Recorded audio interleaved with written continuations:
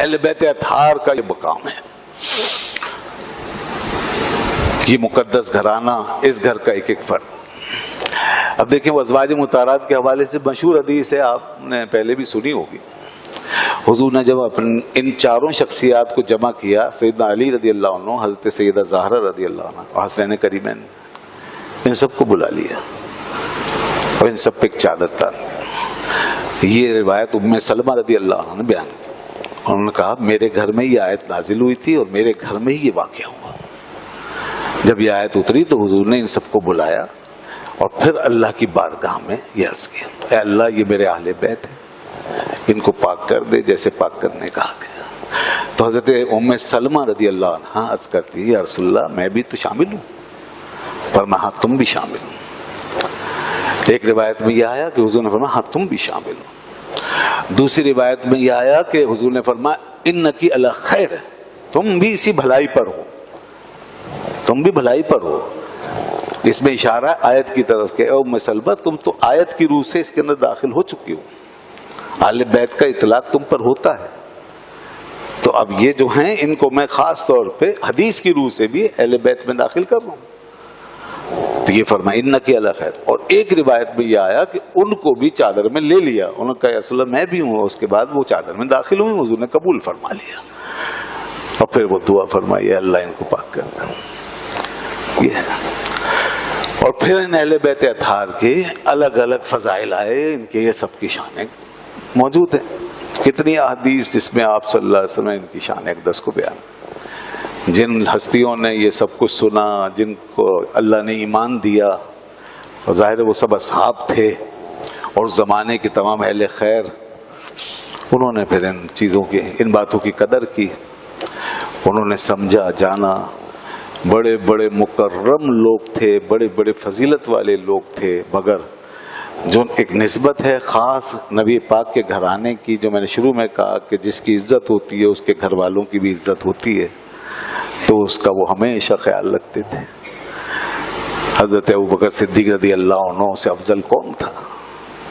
تمام صحابہ میں سب سے افضل، خود اہل بیت اطہار کے نزدیک وہ سب سے افضل اور سب سے اول، امت کے پہلے فرد، سب سے پہلے ایمان لانے والے، انبیاء کے بعد سب سے بڑی فضیلت پانے والے۔ لیکن دیکھیں جب نبی پاک صلی اللہ علیہ وسلم کے گھر کی بات ہے اور ان بچوں کی بات ہے جو حضور کے گھر میں پلے ہیں، جو حضور سے خاص نسبت تعلق رکھتے ہیں، حضور کی اولاد ہیں، اور جن کے بارے میں انہوں نے خود سنی ہیں باتیں کہ اللہ کے محبوب کو ان سے کتنا پیار تھا، تو کیسے ان سے پیار کرتے اور للچاتے تھے صدیق اکبر اس وقت جب وہ اپنی عمر کے آخری حصے میں تھے، خلافت کے دور میں۔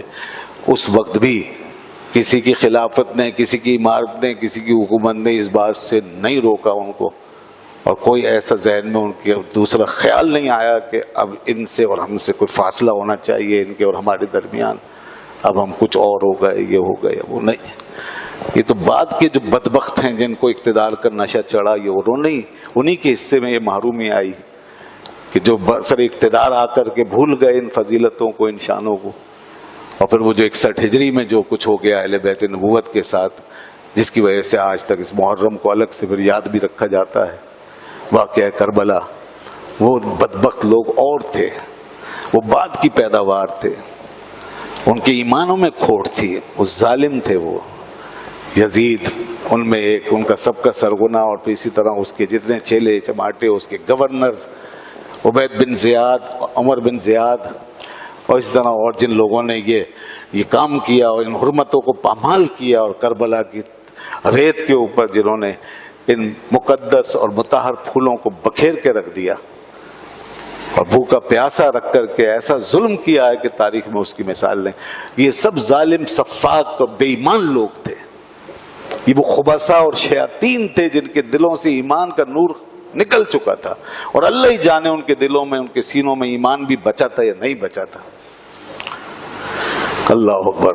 کیسے ان ہستیوں کو رگیت دیا گیا کربلا کے میدان پر، اس غریب الوطنی کے عالم میں، ان کو پانی سے محروم کر دیا جن کے قدموں کے نیچے نہر کوثر بہہ رہی ہے، ان کے اوپر دنیا کا پانی روک دیا، جن کی وجہ سے सारी दुनिया को जो बख्शिश पाने वाले हैं, सारे अहले ईमान, उनको जन्नत में आब कौसर से सैराबी नसीब होगी। उस हस्तियों को, उन हस्तियों को गिराया गया, जमीन पर पटक पटक के मारा गया, जख्मी कर करके, जिनका सर अल्लाह जन्नत में ऐसा बुलंद करेगा, सारे जवानों का जिन्हें सरदार बना के उठाएगा। उनके जिस्मों को और कपड़ों को खाक और खून के अंदर जो है वो मुलव्वस किया गया, और खाक और खून के अंदर इनको तड़पाया गया, और मिट्टी से और खून से उन जिस्मों को आलूदा किया जिनसे रसूलुल्लाह सल्लल्लाहु अलैहि वसल्लम को जन्नत की खुशबू आती थी। ये वो शहजादा था जिसके वजूद को रसूल खुदा सल्लल्लाहु अलैहि वसल्लम सूंघा करते थे, जिसको सूंघ के हुजूर खुशबू महसूस करते, राहत होती हुजूर को। हुजूर इस सुकून का, इत्मीनान का इजहार फरमाते थे और फरमाते, हुमा रेहानताया मिनद दुनिया, ये दोनों हसन और हुसैन दुनिया में मेरे जन्नती फूल हैं, अल्लाह ने इनको मेरे लिए फूल बनाया है। हुजूर उनसे खुशबू सूंघते थे। उन चेहरों पे जख्म डाले गए जिन चेहरों को रसूल पाक ने बोसे दिए। गौर करें जरा आप, कैसे बदबख्त लोग थे वो, इनके अंदर ईमान कहां चला गया था। ये भी नहीं सोचा कि किन हस्तियों के साथ ये सलूक कर रहे हैं। बराह रात जिनकी निस्बत है बारगाह रिसालत से, जो हुजूर की गोद में पले, रसूल पाक सल्लल्लाहु अलैहि वसल्लम की गोद में परवान चढ़े, जिनसे हुजूर इतनी मोहब्बत फरमाते कि सहाबा लोग देखकर रश करते, वाह वाह हुसैन, वाह क्या बात है तुम्हारी, हसन तुम्हारी क्या बात है, खुदा का महबूब तुम्हें अपना महबूब रखता है। और हुजूर अपने असहाब से फरमाते, लोगों इनसे तो मुझे इतना प्यार है कि अब जो इनसे प्यार करेगा बस वही मुझसे प्यार करेगा, वही मुझसे प्यार करेगा, मेरा वही महबूब बनेगा जो इनसे मोहब्बत करेगा। फमन अहब्बहुमा फकद अहब्बनी, जिसने इन दोनों से मोहब्बत की उसने मुझसे मोहब्बत की। फमन अबगदहुमा फकद अबगदनी, जिसने इन दोनों से बुग़्ज़ रखा उसने मुझसे बुग़्ज़ रखा। अल्लाह मुझे इन दोनों से मोहब्बत है। हुजूर फरमाते थे मुझे इन दोनों से मोहब्बत है, अल्लाह तू भी इनसे मोहब्बत फरमा, फाहिब्बहुमा तू भी इनसे मोहब्बत फरमा, और जो इनसे मोहब्बत करे वाहिब्बा मन युहिब्बुहुमा तू उससे भी मोहब्बत फरमा। ये सब मोहब्बत का सिलसिला उनसे ऐसा जोड़ा हुआ था हुजूर ने। तो ऐसे प्यारे और ऐसे लाडले शहजादे, तो भला बताइए उनके साथ जो कुछ हुआ, ये सिवाय इसके कुछ नहीं कि उन लोगों ने अपनी सफाकियत का ऐलान किया जिन्होंने जुल्म किया, उन्होंने अपनी बदबख्ती की मोहर लगाई जिन्होंने इन शहजादों को निशाना बनाया। और कयामत तक कोई भी बदबख्त इन हस्तियों के बारे में कोई लब कुशाई करेगा, वो अपनी बदबख्ती को दावत देगा, वो अपनी बदबख्ती को दावत देगा। तो ये मुबारक हस्तियां हैं, और हमारा ईमान इनकी वजह से तरोताजा है। याद रखो दोस्तों, ईमान जो है ना, वो जहां दलाइल से मजबूत होता है वहां मोहब्बतों से सैर होता है। दलाइल अगर ईमान की दीवारें खड़ी करते हैं तो ये मोहब्बतें और निस्बतें ईमान की रूह पैदा करती हैं, ईमान के अंदर रूह भरती हैं। इसलिए तो ये बातें जोड़ दी ना अल्लाह के रसूल ने, अल्लाह बस तू उनसे मोहब्बत कर जो इनसे मोहब्बत, मैं इनसे मोहब्बत करता हूं, जो इनसे मोहब्बत करे तू उनसे मोहब्बत कर। हज़रत अबू बकर सिद्दीक़ रज़ियल्लाहु अन्हु की बात हो रही थी। नमाज पढ़ा के जब बाहर निकले तो हज़रत अली रज़ियल्लाहु अन्हु भी साथ थे। हज़रत हसन मुश्तबा रज़ियल्लाहु अन्हु छोटी उम्र बच्चे थे, खेलते हुए गुजर रहे थे। तो हज़रत अबू बकर सिद्दीक़ से नहीं रहा गया, फौरन आगे बढ़े और शहजादे को गोद में उठा लिया और गोद में लेके उसको प्यार करने लगे और फरमाने लगे, बेटा हसन तुम अली के नहीं हमारे नबी के मुशाबे हो। ये थी वो निस्बत की बात। वो देखते थे कि इन शहजादों में नूर किसका बसा हुआ है, ये किसका अक्स है। एक सर से लेके सीने तक और दूसरे सीने से पांव तक रसूलुल्लाह की पूरी तस्वीर थी, बिल्कुल।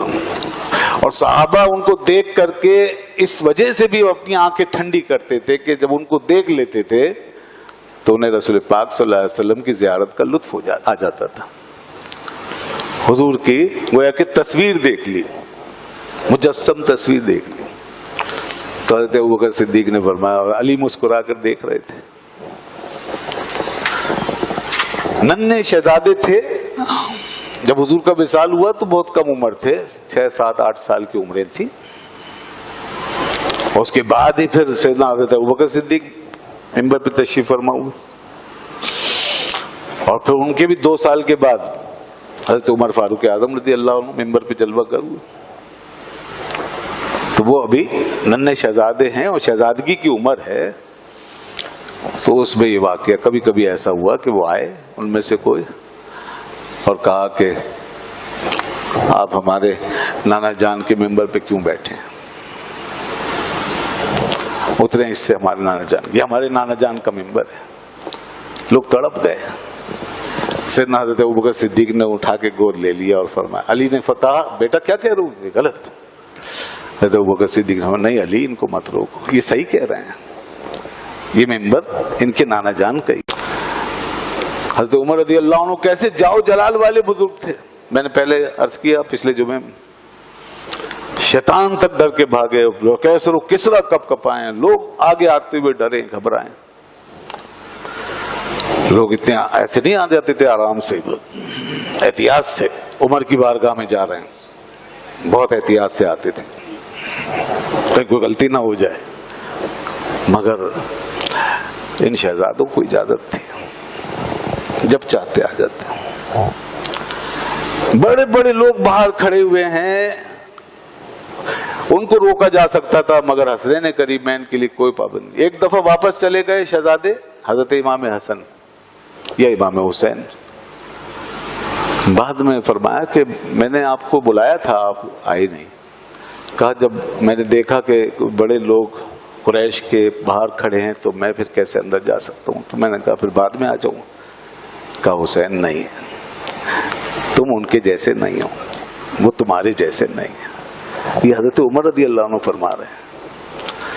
اور فرمایا بیٹا حسین دیکھو یہ ہمارے سر پہ جو بال ہیں نا, یہ تمہارے خانوادے کی برکت سے ہیں, یہ تمہارے اس گھرانے کی برکت سے تو ہیں, اور کیا ہے. تو اس لیے تم ان جیسے نہیں, وہ تمہارے جیسے نہیں. حضرت ابو ہریرہ رضی اللہ عنہ کتنے جلیل قدر بزرگ صحابی ہیں, عمر کے لحاظ سے تو بہت بزرگ تھے وہ, اور ان کا علم اللہ اکبر. انہوں نے سب سے زیادہ حدیثیں کوٹ کی ہیں, سب سے زیادہ 5374 حدیثیں سے حضرت ابو ہریرہ رضی اللہ عنہ کی. اور اس بزرگ صحابی کو, اس بوڑھے سفید ریش شخص کو دیکھو, ان نواسوں کے احترام کا جب مرحلہ آتا اور ان سے کی طرف للچاہٹ اور محبت کا اظہار کرتے تو حضرت حسن سے کہتے کہ بیٹا حسن ذرا اپنا شکم کھولو, میں تمہارے شکم پر, تمہارے پیٹ پر اس جگہ بوسہ دینا چاہتا ہوں جہاں میں نے اللہ کے رسول کو بوسہ دیتے ہوئے دیکھا ہے. میں اس جگہ اپنے ہونٹ لگانا چاہتا ہوں جہاں رسول اللہ صلی اللہ علیہ وسلم نے اپنے ہونٹ لگائے. بس وہ شکم کھولتے تھے اور وہ ان کے شکم سے ایسے منہ لگا کے بوسہ دیتے تھے. تو ان شہزادوں کو دیکھ کر ان صحابہ کو تسلیاں ہوتی, ان کو تشفی ہوتی تھی, ان کو سکون ملتا تھا. ان کا اکرام کر کے وہ یہ سمجھتے تھے ہم نے رسول اللہ صلی اللہ علیہ وسلم کی نسبت کا اکرام کیا ہے. ان کو راضی رکھ کر وہ یقین رکھتے تھے کہ ہم نے رسول اللہ کو راضی کر لیا, اور جب رسول اللہ کو راضی کر لیا تو اللہ بھی راضی ہو. سیدنا عمر رضی اللہ عنہ ایسی ویسی چیز نہیں پیش کرتے تھے شہزادوں کے لیے جو عام لوگوں کو دیتے, پھر اس میں سے خاص اچھی اور عمدہ چیز جو ہے وہ شہزادوں کے لیے بھیجتے تھے. اور اگر نہیں ہوتی نا, جیسے یمن سے ایک دفعہ حلے آئے, لباس کپڑے آپ نے سب کو دے دیے, حسنین کریمین کو نہیں دیا. تو کسی نے کہا کہ آپ کبھی ایسا نہیں کرتے, اہل بیت نبوت کو تو ہمیشہ خاص طور پہ آپ دیتے. تو کہا نہیں, اس میں مجھے کوئی چیز ایسی اس لائق نہیں لگی کہ میں ان کی خدمت میں پیش کر سکوں. لہذا خصوصی طور پہ یمن کے عامل کو خط لکھا اور فرمایا کہ अच्छे कपड़े, अच्छे वाले हुल्ले वो भेजो। 2 हुल्ले वहां से मंगवाए, फिर शहजादों को बुलाया और पेश किए, कहा ये आपके लायक है। ये इकराम है ये उन बुजुर्गों का, किस उम्र में वो हैं, उनकी खिदमत देखें, उनके अपने फजाइल देखें। मगर देखें इन नौजवानों को, इन बच्चों को कैसे प्यार से याद करते, और जिनके बच्चों का इतना इकराम है उनके माँ बाप का कितना लिहाज होगा, उनको उनसे कितनी मोहब्बत हो। खास तौर पे सैयदा ज़हरा रज़ी अल्लाह अन्हा, जो कि रसूल पाक सल्लल्लाहु अलैहि वसल्लम की सबसे महबूब लगते जिगर साहबजादी हैं, जिनकी अपनी शान है। सुभान अल्लाह, वो जन्नत की औरतों की सरदार है। अगर ये जन्नत के जवानों के सरदार हैं तो जन्नत की औरतों की सरदार है, हुजूर ने खुद फरमाया। तो उनका कितना लिहाज होगा फिर। अब ईमानदारी से बताइए, दिल पे हाथ रख के, ये सारी बातें जो मैंने पेश की है ना, मैं हवाले तो अब नहीं दे सकता क्योंकि सारी कोई मुनाजरा तो नहीं हो रहा, लेकिन ये सब बातें मुस्तनद है, सही हदीस में मौजूद हैं, सही किताबों में मौजूद हैं, और बहुत कुछ मौजूद है। तो अब ईमानदारी से ये बताइए कि जो लोग ये कहते हैं कि जनाब उन्होंने बड़ा जुल्म किया, अहले बैत के साथ बड़ी नाइंसाफियां हुई, हुजूर के तशरीफ ले जाते ही जो है कब्जे शुरू हो गए हैं जी, और जनाब सताया गया, रुलाया गया, पीटा गया, घर तोड़े गए, माज़अल्लाह अस्तगफिरुल्लाह, घर को आग लगा दी गई और मारा पीटा गया। तौबा तौबा। ये बताइए आप, ये बातें क्या कोई मान सकता है? कोई अगर किसी के अंदर ईमान की थोड़ी सी भी रमक है और इन बातों से कोई थोड़ी सी भी समझ आई है किसी को, तो क्या माना जा सकता है कि क्या वो ऐसा कर सकते हैं वो लोग? तो ये कहां से आ गया सब कुछ जो आज गढ़ गढ़ के सुनाया जाता है?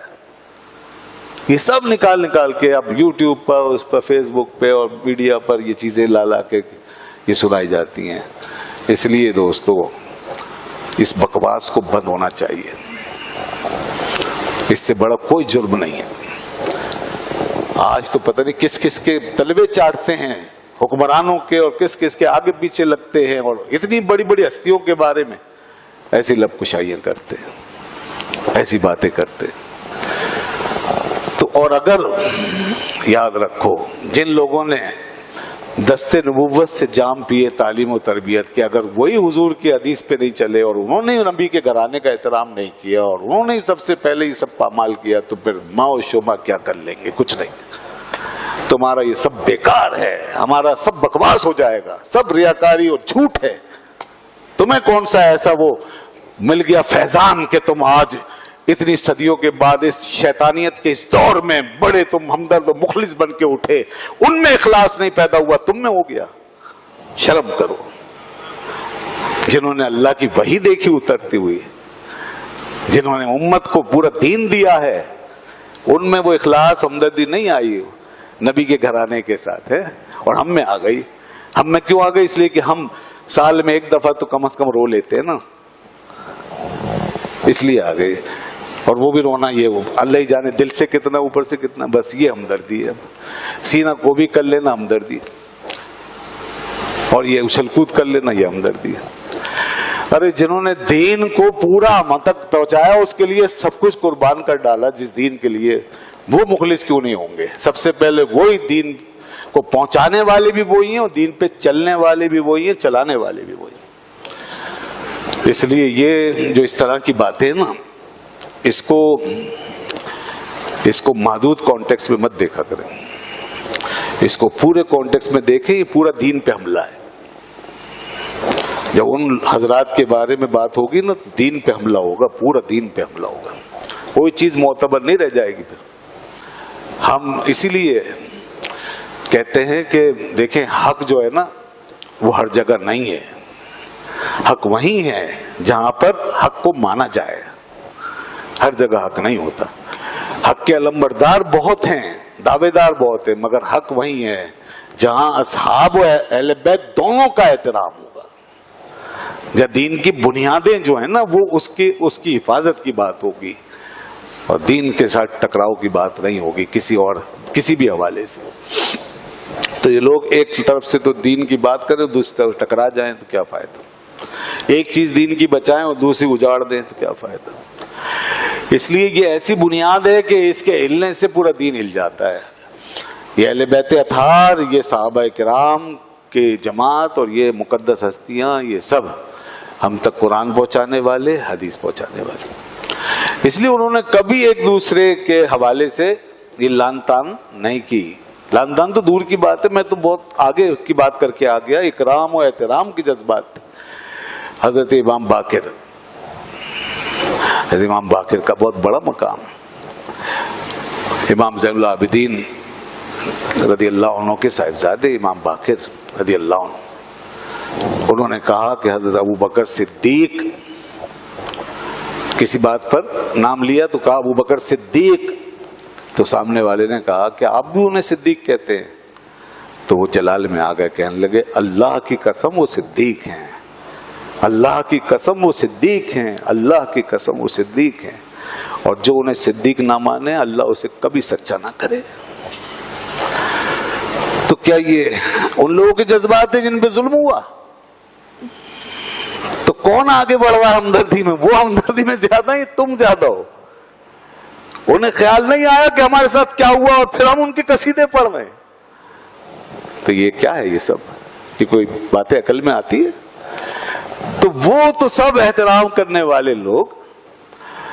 ہاں، بنو امیہ میں جن لوگوں نے ظلم کیا، میں نے کہا نا یزید ہے، بے شک وہ ظالم، امت ایسے لوگوں پہ پھٹکار بیچتی ہے. اور جو بھی ایسے بعض گورنرز عامل ہوئے جنہوں نے ظلم کیا، زیادتی کی، جو توہین کی، وہ بعد میں آنے والی ایک نسل جس میں لوگ پیدا. لیکن اس میں یہ چونکہ دین کوئی خاندانی کشمکش کا نام نہیں ہے، دین ایسا نہیں ہے کہ ایک خاندان میں ہے دوسرے میں نہیں. اس لیے افراد کی بات ہے. افراد کہیں برے آ جاتے ہیں تو برے ہیں، اور کہیں ان بروں میں کوئی اچھا پیدا ہو جائے تو وہ پھر اچھا ہی کہلائے گا نا. اسی بنو امیہ میں وہ مرد کلندر بھی پیدا ہوا نا. دیکھیں اسی بنو امیہ میں جس کا نام عمر بن عبد العزیز ہے. کیا